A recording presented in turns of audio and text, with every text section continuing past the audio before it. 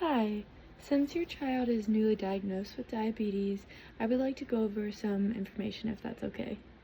So, there are two situations where their blood sugar may change that you may need to give them medications or use their diet to improve their blood sugar. The situations where you may need to intervene are called hypoglycemia and hyperglycemia.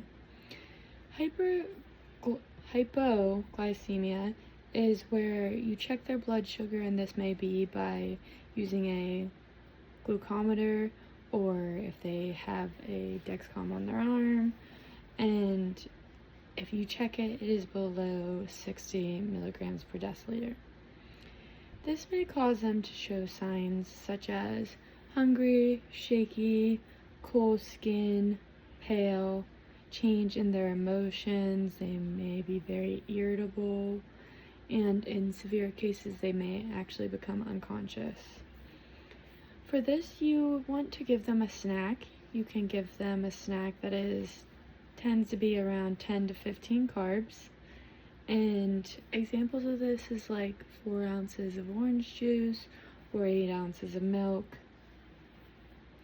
They make such a thing called glucose tabs, which are basically like little circular candies. They look almost like sweet tarts. You can give them 2 to 3 of those, and that would compare to the 10 to 15 grams of carbs. And in severe cases where their blood sugar is so low that they go unconscious, you can give them a glucagon shot. Now, if none of this is working and you had to give the shot, if the shot's given, 911 will need to be called. On the opposite side, there is hyperglycemia, which is a blood sugar that is higher than 250 milligrams per deciliter.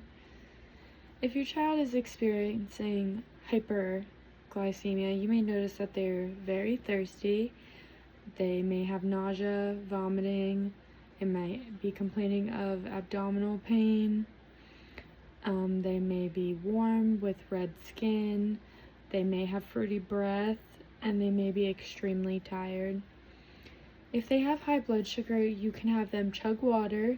You can have them exercise, walk around. Now, obviously, if they're super tired, you're not going to get much out of them, but you can have them move around as much as possible to try to lower it.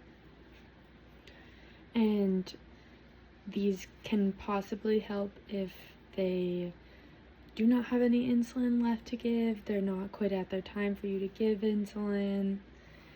And if their blood sugar is super high and they're not tolerating any liquids, they won't chug water.